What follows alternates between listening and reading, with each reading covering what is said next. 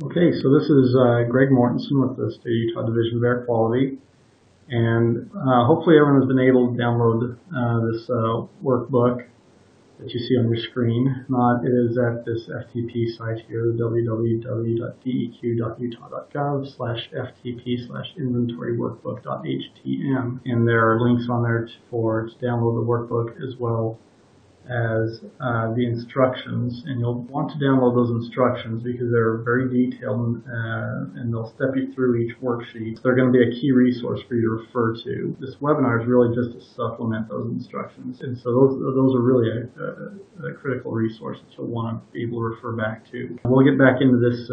You'll notice there's a link there knowing an important updated workbook upload instructions. We'll get back to that here towards the end of the presentation. So Whitney Oswald and Todd Wetzel developed this, and I'm the Nonpoint Inventory guy, I guess, for DAQ, and they hand this off to me.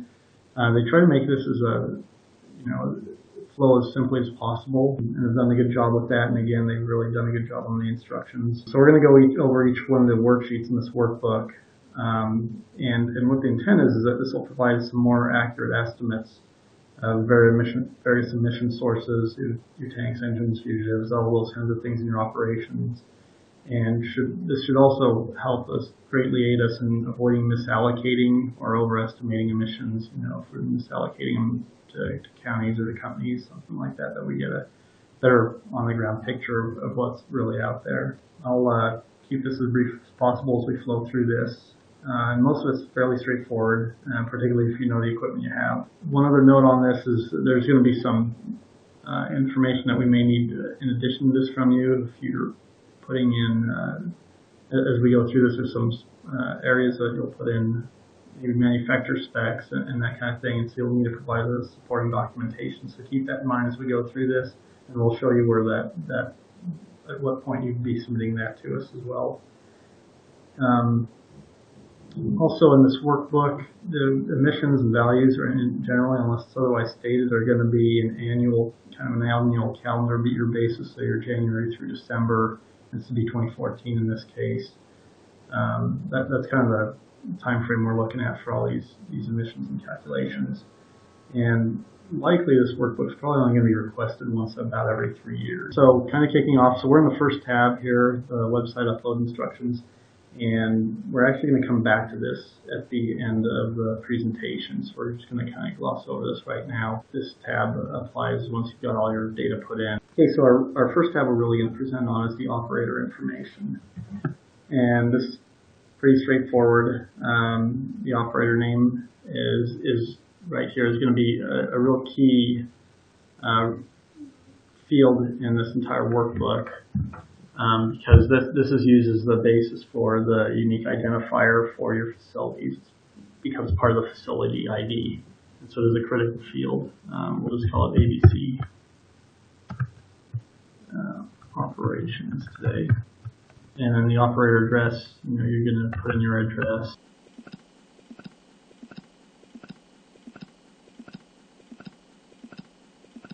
And then again, your contact name, title, so we're not going to enter any more data in this. I mean, you guys are going to get this. So you'll fill that out, and then just as we're kicking off, one thing to notice, you'll notice that we have different color coding in here. The pink down here, that's data we'd appreciate if you want to share with us, but that is optional. And the white, on the other hand, is kind of more the stuff that we do need, the required fields or things that generally we do need those. And then finally, the operator data, or this gray field, excuse me, so the gray color means it's usually a locked field. That's not something you're going to be able to edit. We've locked that because it's involved in calculations or in this case, is a title. And so if I were to try to click in it, I'm going to get an error message saying I can't do that. Finally, just point of reference, green text means something that you've typed in, you've entered. And as we'll see going on, there's going to be some fields that end up in blue text. That usually means it's a field that had a drop down associated with it that you selected something out of. So that kind of covers this one. For the facilities list, Again, this is going to be fairly basic information for each facility in your operations. You may have tank facility here, one of your tank facilities, let's call it tank facility 1. Compressor station XYZ for this other one, and so forth. Just type another. And this is that unique facility ID I mentioned earlier. As you notice, the ABC operations, that company name makes up that ID. And then over here for the permit, if your facility is permitted, we'd like you to put in that permit. If you'll fill that one out for those facilities, we do need that information. For if your facility doesn't have a permit, then you just leave it blank, and that's fine. Latitude and longitude, those should be a NAD 83 datum, and they're in decimal degrees, so I'll just do 89.33, and longitude -109. Okay, so those are all self-explanatory, and then any comments you may have that we should know about, that you think we should know about. Production area designation, we're going to come back to this shortly. This is an important field. You definitely want to fill this out for all these facilities. Also, if you've got a facility list that's already in Excel that you wanted to paste in here, you can do that. You can copy it. We're just asking you, so let me just copy this real quick. When you paste it in anywhere in this sheet, anything, if you paste items in, if you'll please just use the values only options. So right click and go to values only. They'll retain the formatting and make sure that calculations are done correctly, that nothing gums up or you don't get any errors. So if we can retain that formatting, that'd be really helpful. That brings us to the associated APIs worksheet or tab. And so here you have a drop down. I can select my facility I'm going to fill out these APIs for. So in this case, it's number 1. And again, if you wanted to go back from your list and you were going to copy and paste a range in, you can do that here. You just copy it, and again, right here over here, you right click, and then you'd have your paste options, and we'd ask you just put in the values only. So again, here you'll notice it's blue because you selected out of the drop-down menu. Okay. This one's fairly straightforward. So you're just going to list the APIs associated with each facility. So for example, if you've got a tank battery, we're going to list all the APIs for that tank battery. Maybe one, and may have several associated with it. Something I should have mentioned earlier, and I'll demonstrate in this sheet as well.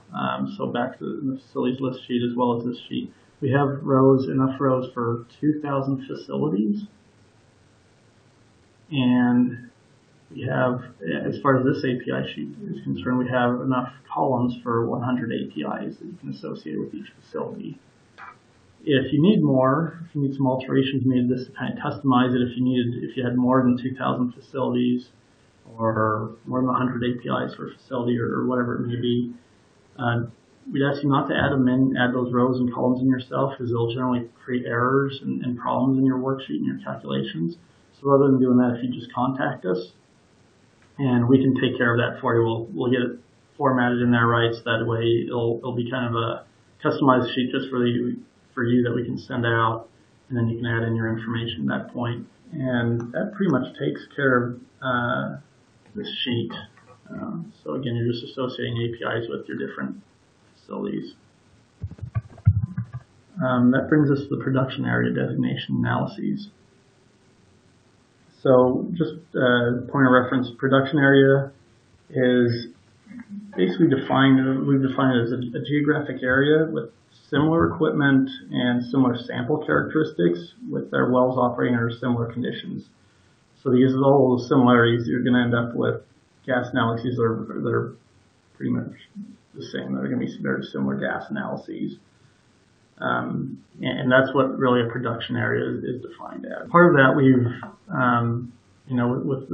with consultation with our engineers, we do have a default production area designation that has different compositions here that you can use. So if you don't have any unique analyses for the areas you're operating in.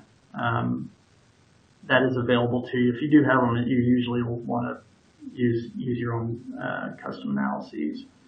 But if not, we do have these default values, which you'll note here that there's a summary table at the very top, and obviously you can see that one has data in it, whereas these others don't. And we're going to fill one of these out here so we can demonstrate that sums up here, and as well as how to fill that out. And so this will be your own unique data, and as you'll notice, there are 10, you can have up to 10 unique production area designations with their analyses. If you have more than that, again, contact us. We can adjust this to customize it to your needs if you need more than 10. Okay, so for the produced natural gas composition, and all these are labeled, so we'll kind of reflect with that one as well. Number of samples taken. We'd like you to put in the number of samples you've taken in these areas. That just helps us determine the representative sample characteristics. So I'll just continue to fill in the data real quick. And these should add up, total up to 100%. So we'll go with that on this one. And again, the flash gas analysis, you'll want to put those unique values in as well. Okay, so that kind of gets that production area designation. So we'll say we had these unique characteristics for this area. Scrolling down, you'll see that we have component counts by the area designation.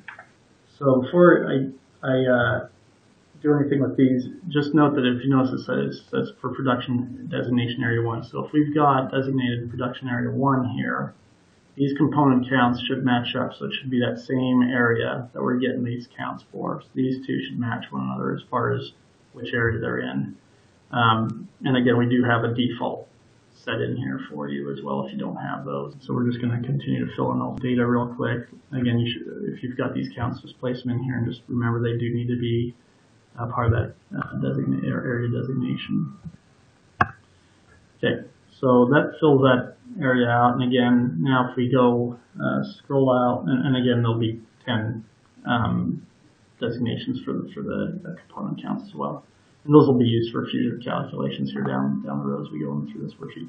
So again, there's our default value has the data, and now so does our our unique production area. And so for now, that pretty much takes care of this sheet. Now, if we jump back to the facilities list, this is where we'll want to enter our production area designation.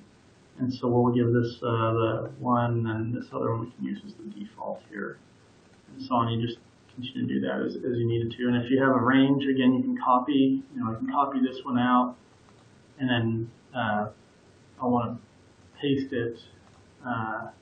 Again, that's just the value only in that. And then again, you can paste it through several cells if you need to.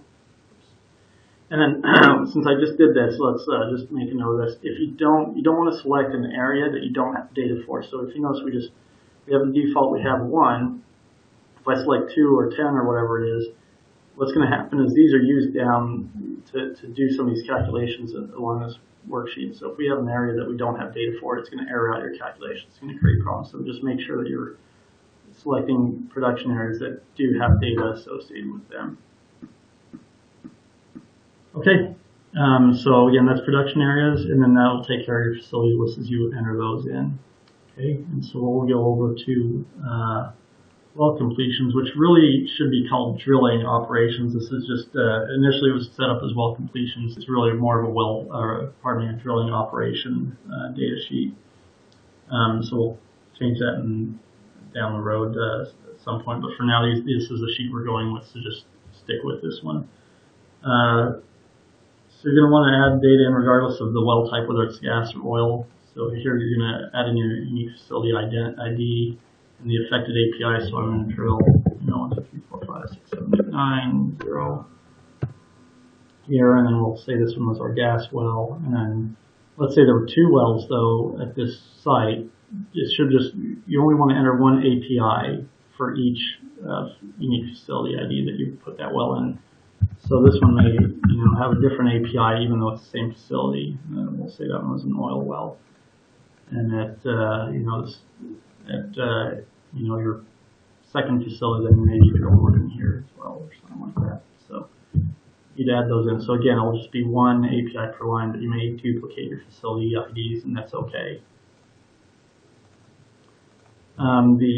That brings us to annual diesel fuel usage. And just to note, this is only what was used by the drill rig and not any other processes. So just what the drill rig was using, and that's all we're interested in on this. Not any other engines or anything like that. So then 5,800 gallons on this one. There. Okay, and then there's a control section here, and again, that was kind of left in from the welcome when this was initially established as well completion. So for right now, you can just ignore it. Don't use this. Don't enter anything in it. You know, the flare efficiency, you can just, you know, just no control is what we're going to leave in there. So you can enter no control in and just leave that at 0, and that's what we want, just to leave it open. And by doing that, you know, they'll bring in the emission factors and calculate your emissions. And again, these are so these lines, if you only had one well or one API per facility, then that'd be your facility total. Now on this one, if you remember, we duplicated the facility, so you'd have to add these two to find out how much you had for that given facility. But down the bottom here, those are total for your entire company or all of your operations dealing with, again, really drilling operations. Okay. And that takes us to rice and turbines. So again, this is where we kind of do the broken record thing. We're going to put in our facility ID. And then again, you can copy and paste them in. Just remember, just use that values only option to paste all those in. You know, especially if you go to your facilities list and copy a bunch of these, you can do that. But you just want to paste them in as values only, like that. So we'll retain the formatting. Okay, for our, let me just blank these out real quick. Okay, for our make, so we're going to add in our make and model, factory year. We want to give it our type, compressor, horsepower, 100. And again, we can kind of, on this one I can copy and paste things as well. Again, we're going to just want to use that option though, and here we'll annual operating hours. Again, this will be calendar year, so your total hours. And your engine category. The engine categories are drawn from AP42 and Quad J, as well as we'll see as we go through this. But give it an engine category here. And then your total fuel combusted. Add those in, and just be careful on the units. Make sure your units are matched the units that are given for this. Fuel heating value, large numbers there. Okay, and then that takes us to our controls. You know, if it's we'll say this one's controlled, then we want to enter the control values for each of the pollutants. For the uncontrolled, that's all you have to do is just leave it as uncontrolled. That's the default value on these. And for the stack, for a control, you're probably going to have a stack. For this other one, it's most likely going to be a fugitive, which will take these and change them for you. The stack, you can put in your stack parameters. Just one note, you know, if you put in, let's say I said 7, 8, 9 here. So it's going to clear out that form. If you notice down here, there's a formula associated with these, and obviously those are gone in these now. Now let's say I decide, oh, you know what, that was wrong. I actually did want these default values, or I want the formula back. All I have to do is find the rows that still has a formula, just copy it. And on this time, instead of pasting with the values, you just paste normal, and then I'll restore your formula the right way. Okay, so that takes care of our stack parameters, and we're going to kind of continue to scroll over. And then go on our emissions. So we'll do AP42 on this one, and here we're going to say this is manufacturer's spec, or even the stack test. And so the difference here is, you'll notice on AP42 we're going to be able to pick an engine category. And I think I did one of the rich burns on that one. And this one we're not going to have that option. We're going to have to put in, so kind of stepping back a minute, I remember me saying that you can't change anything in a gray colored cell. Well, this is the one exception to the rules in this worksheet. Because when you put in your own parameters, we're going to let you do that. Again, it'll wipe out this this formula. So if you had to restore it, again, you just want to copy one of the other cells and paste it normal. Don't paste values only, paste it in there. You'll have that formula back if you need to do that. So this one we'll just put a 1 in. And sure, we'll do that. Okay, and then we'll want to continue going down. So that's for our PM10, for PM25. So filling out AP42s on these. Again, we'll do this. Now these, most likely these categories are going to remain the same throughout. You know, there is one spot though where we do have quad J categories. So you want to watch for that. Right now I'm just going to do the AP42s just because it allows me to progress through this a little bit quicker for you. Instead of having to hand input the data. Again, if that's something that you want to do, that's absolutely fine. Just remember this is one of the gray cells that you can do that in. Okay, now here's our quad J for the Knox. So we'll do both these. We'll do one AP42, one quad J. Again, so there's our quad J's. Pick the one that's the correct one, and natural gas burn there we'll do for AP42. We're going to continue to do that for each of our pollutants.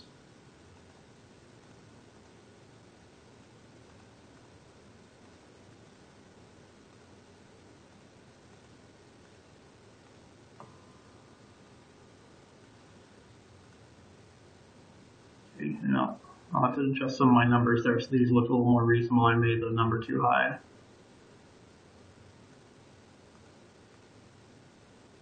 Okay, so AP42. Now, one thing on formaldehyde, you'll notice formaldehyde has this value error.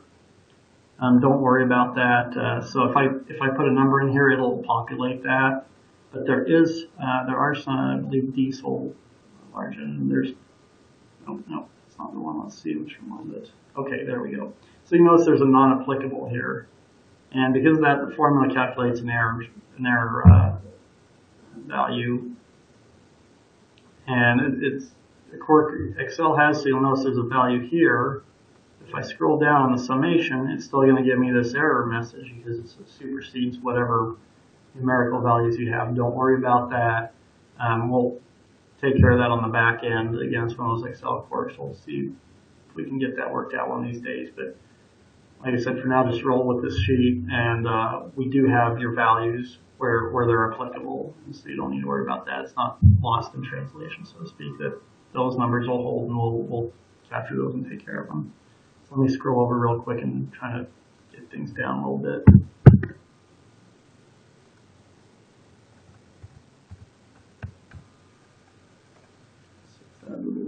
Just a little bit. Oh.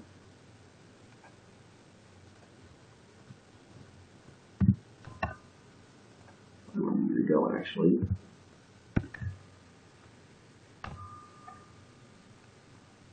Okay, there we go. So now we have more, well, somewhat more reasonable numbers. Some are pretty high, but anyhow, kind of get the gist of it. Oops, PM10, I must not put a value. Oh, that's where we had that other tons per year value. So let me go back to my PM10 here. And yeah, so we're not going to be able to put in a category.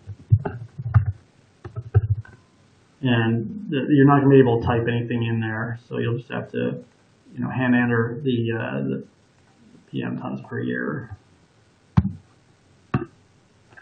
So, and I'm glad I actually did that. So, do realize that if you put in your own unique, manufacturer specs, spec tests, you're going to have to calculate these and get those entered in on your own. You'll have to enter these. This is one of these other cells again that you can change, and again, it'll wipe out the formula, but just make sure it's in the same column. If you need to restore that, don't take the formula from here and put it over here. That won't work. But so, if you do need to restore it, you have that ability. And then just again, this will sum it up for each facility, and going down to the total kind of company total for this category. Again, don't worry about the value. The numerical values are in there, or the error message. The numerical values are in there. Let's see. A couple of other notes. Let me scroll back here. So where you have stack tests or manufacturer specs, again, this will be one of those parts that when you're done with this and you're submitting data to us, that's when you're going to want to make sure you submit the documentation dealing with that stack test or the manufacturer specs to us as well. So just that's one of those, kind of be aware, okay, you've got that in there, you need to provide the supporting documentation for it once you're done with this process. And the other item we had that was addressed is, if you have multiple engines in the same facility, so, ABC Operations 1, this facility has a whole bunch of these exact same engines, they've got the same controls, same specs, they have to have the same specs. You can just sum up their data, for the total fuel combustion, that kind of thing. If everything's the same spec, you can sum that up. And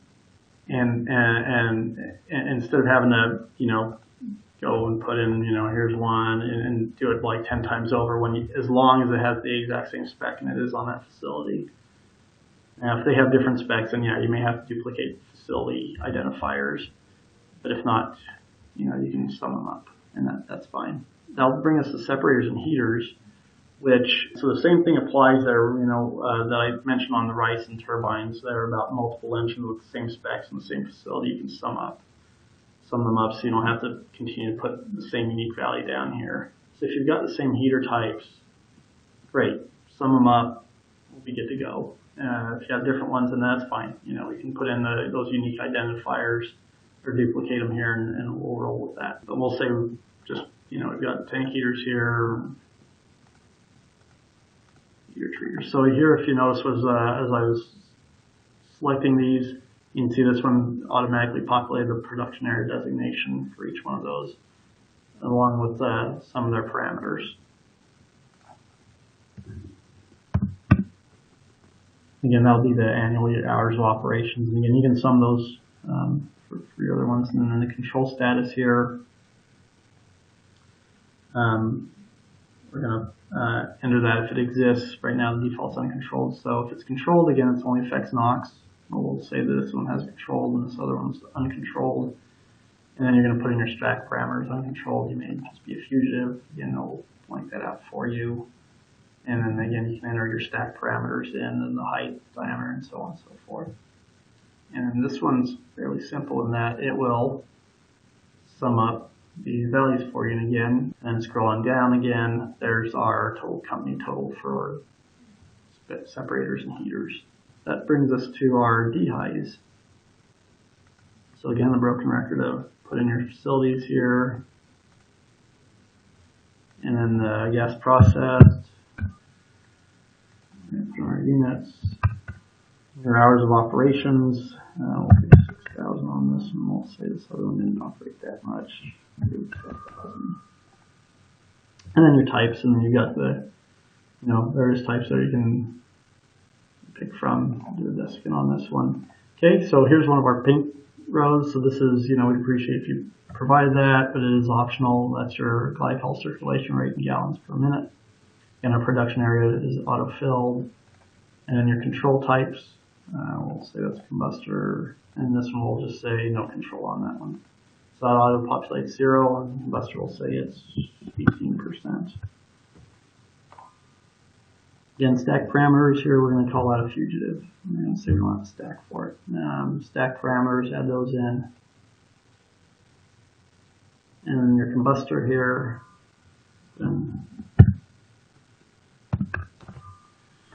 And then they'll calculate some of your combustors. Now, the combustor just has the NOx and CO, and then for the combustor pilot, that actually is the one that includes the VOCs there.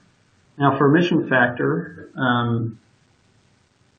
that's something you're going to have to provide your own emission factor for. So you're going to have to fill that one in on your own, and you will get that from FlyCalc, ProMax runs, that kind of thing. And again, that's something else you'll want to provide us with supporting documentation. So say it's 16, and that gives us our VOCs of 48.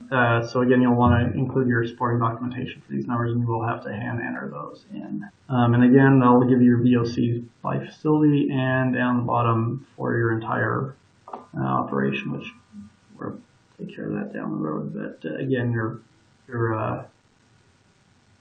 VOC emissions are loaded and recorded in here. Going on to tanks now. Back across here. So tanks, again, we'll put in our facilities, just do 2 here. Again, they'll auto-populate. And then here you're going to input the number of oil, condensate, and water tanks at a given site. And this is just produced water for the tanks. When I get to the throughput here, it's just the produced water. So let's just start that. We'll say we got here. Okay, so we've put in our numbers. Now we're going to talk about our throughput here. We'll put in our barrels now. So there's our throughputs. Again, that's produced water, our control, and all these are in barrels per year. We have controls. We'll do a no control one this time, and then we'll do a VRU on this one. And then your control percent here, it's going to be a 0. And here, whatever, we'll do 25%. And again, here on this one, we'll probably be a fugitive, so we can blank those stack parameters out. Now add the stack parameters in as you need to. And then we're going to need to put in our standard cubic feet of gas for these. So we're going to put in our gas volumes there. And that'll produce some of our emissions, our combustor emissions again, including the pilot.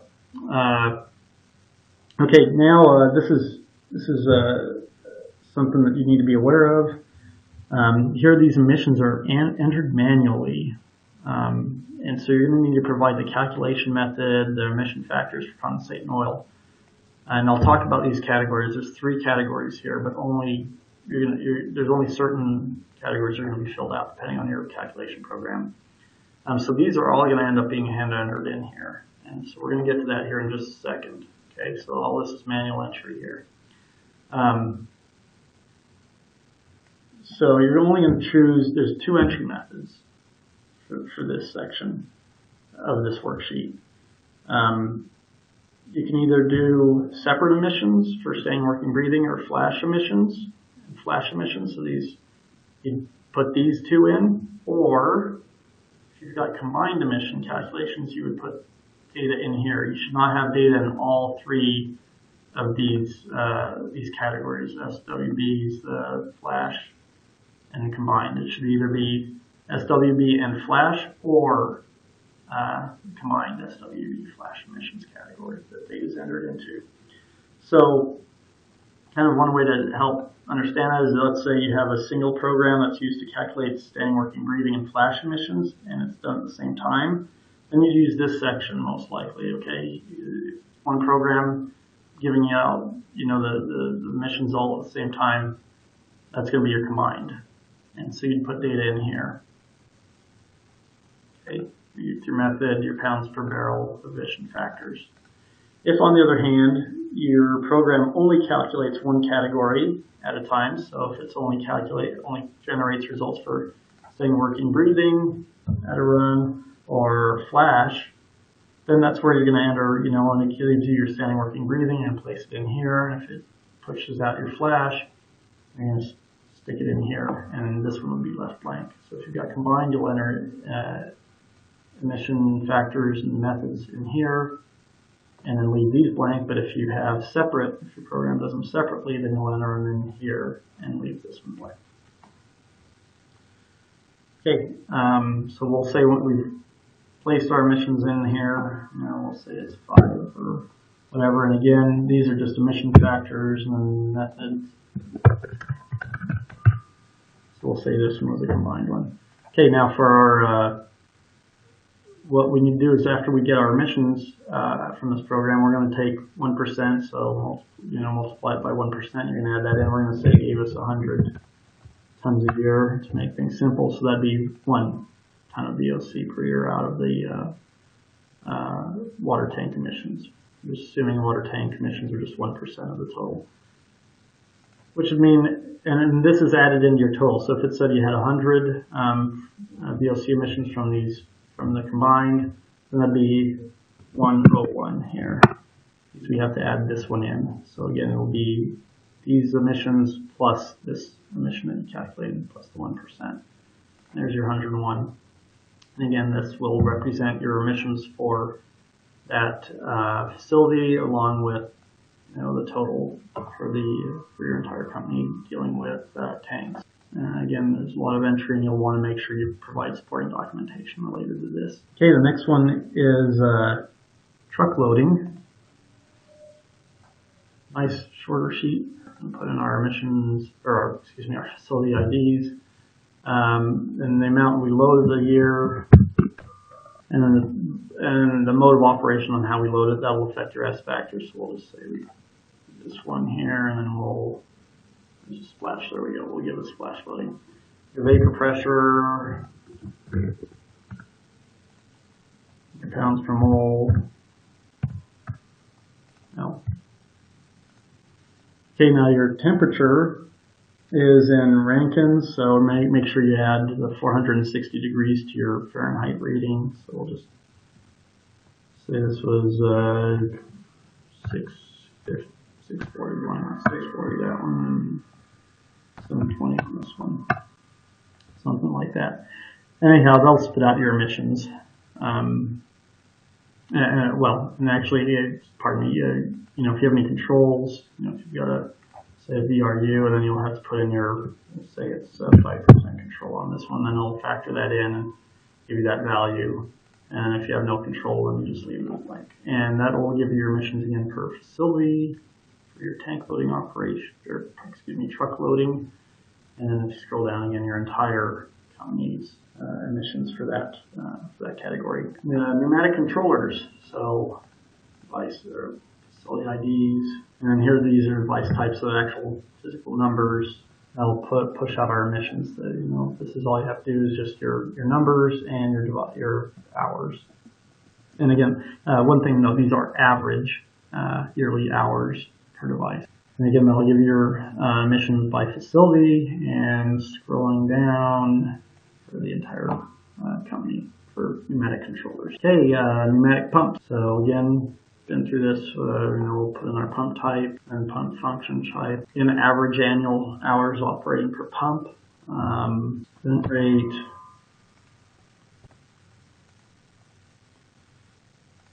and then again, if you have any controls, and this is auto-populated. Again, there's your production area designation. Oops, I put in one. Let's change that. Let's make that 2. There we go.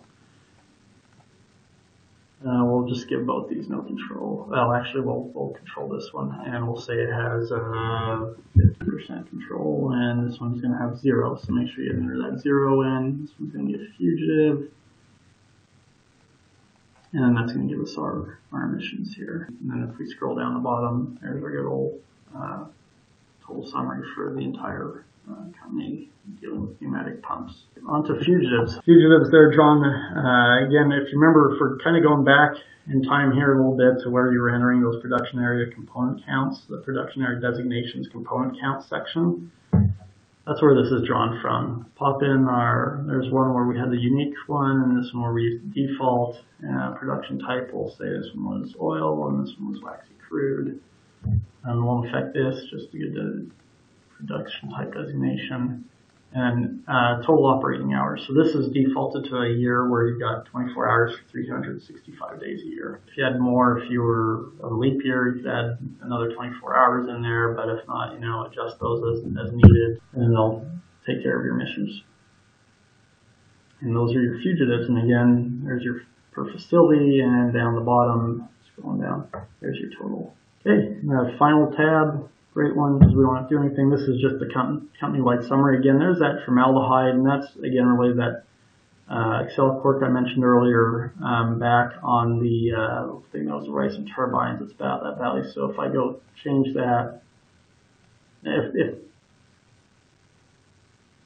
here it is.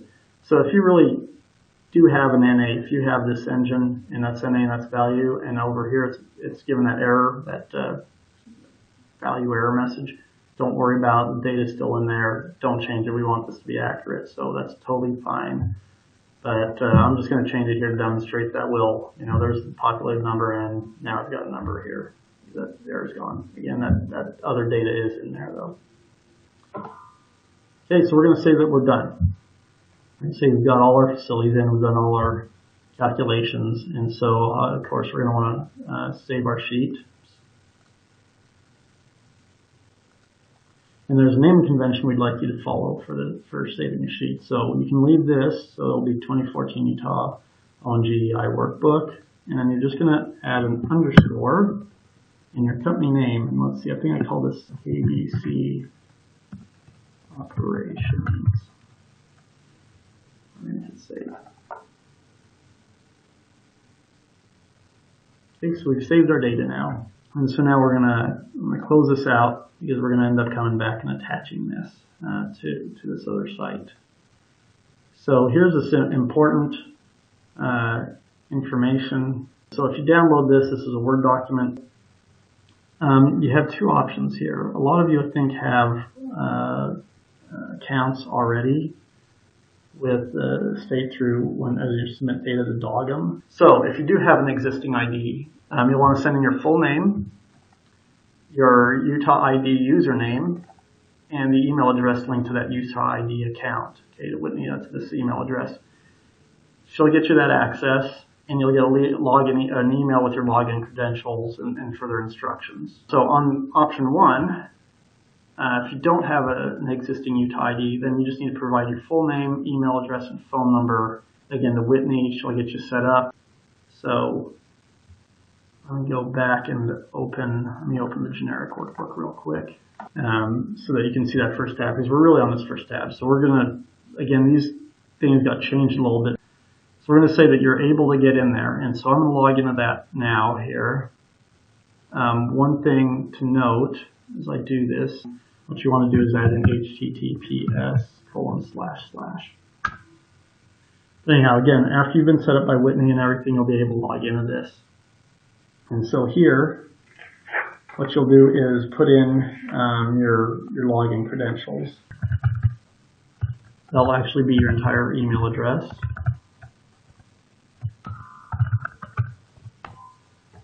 And that logs you in. And you'll come to this, you'll initially populate this install the upload download wizard.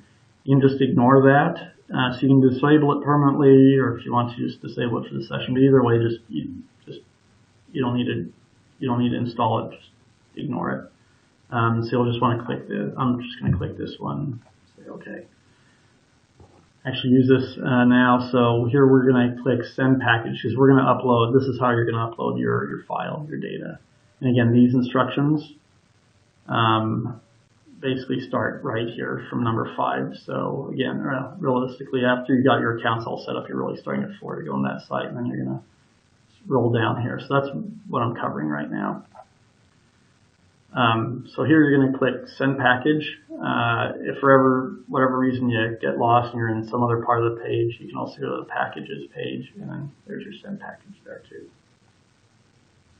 And 2, again, if you come back to your instructions, this is the email address we're going to send it to. So it's going to be O_T_inventory@utah.gov.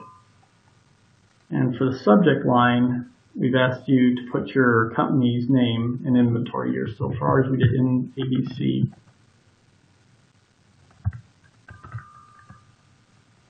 Production. And it's for 2014. That's the year we're doing it for last year.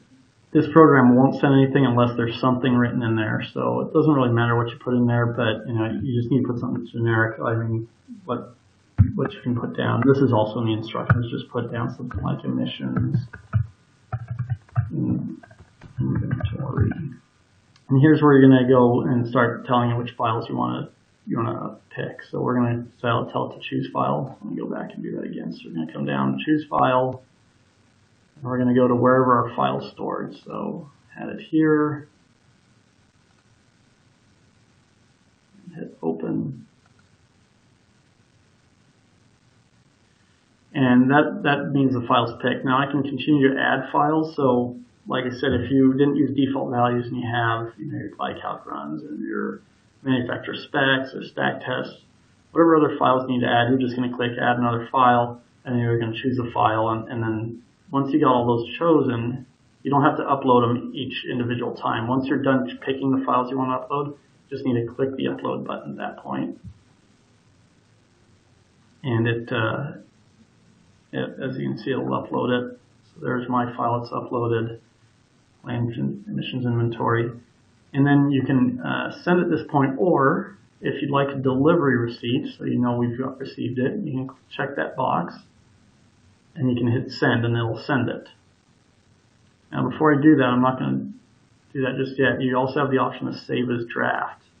So if you're still going to add things, something's come up, you don't have time to find one of the supporting documentations or anything, that's fine. Just hit save as draft, and it'll save it and be ready for you for next time. And otherwise, once you get done, you open your draft up, you got everything loaded, then all you have to do is hit send, and it'll take it off and send it on out to us. And at that point, your file has now been successfully submitted to us. And that pretty much concludes what you need to do